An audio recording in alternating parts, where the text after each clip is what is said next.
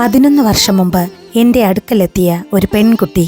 ഭയം, ധൈര്യമില്ലായ്മ, മൗനം ഇവയാൽ ബന്ധിക്കപ്പെട്ടിരുന്ന അവൾ വളരെ പാവവും നിഷ്കളങ്കയുമായിരുന്നു. നന്മ നിലനിർത്തിക്കൊണ്ട് എവിടെയോ അവൾ ആ ബന്ധനങ്ങളെ അല്പം വൈകി പൊട്ടിച്ചിളക്കി. അഭിമാനമെന്നത് മനസ്സിന്റെ സ്വാർത്ഥതയല്ല എന്ന് അറിയിക്കുകയും ചെയ്ത അവൾ അനുഭവങ്ങൾ അവൾക്ക് നൽകിയ പാഠത്തിലൂടെ ഇടുങ്ങിയ ചിന്താതലത്തിൽ നിന്നും പുറത്തെത്തിയവൾ.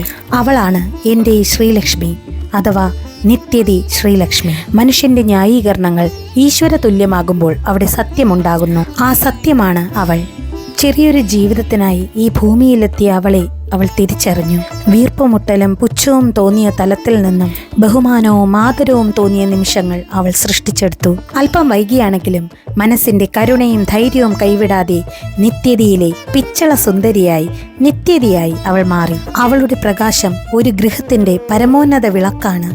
എണ്ണയില്ലാതെ പോലും എരിഞ്ഞിരുന്ന വിളക്കായിരുന്നു അവൾ. ആ ദീപമെന്ന് കൊടുങ്കാറ്റിനിടയിൽ പോലും അണയാതെ കത്തുന്നു. അവൾ നിത്യതയിൽ സംരക്ഷിതയാണ്. പ്രകൃതിയെ അറിയുന്ന നല്ലൊരു കലാകാരിയായി അവൾ വിളങ്ങട്ടെ.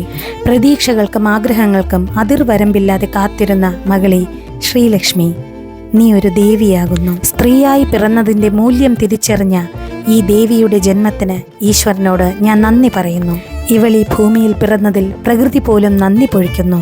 ഈ ചേച്ചിയുടെ ചിമ്മുമോൾക്ക്, എൻ്റെ മകൾക്ക്, നിത്യതിമാരുടെ സഖിക്ക് ഞാൻ നേരുന്നു 1000 ജന്മദിനാശംസകൾ.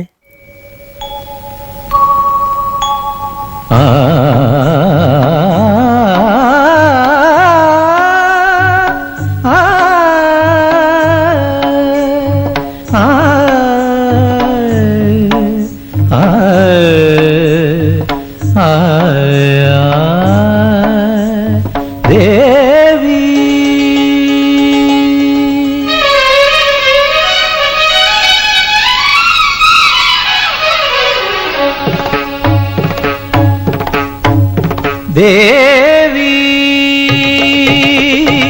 ആത്മരാഗമേകാം കന്യാവനിയിൽ സുഖദം കളഗാനം പകരാനണയൂ ഗന്ധർവ വീണയാകൂ നീ ദേവി.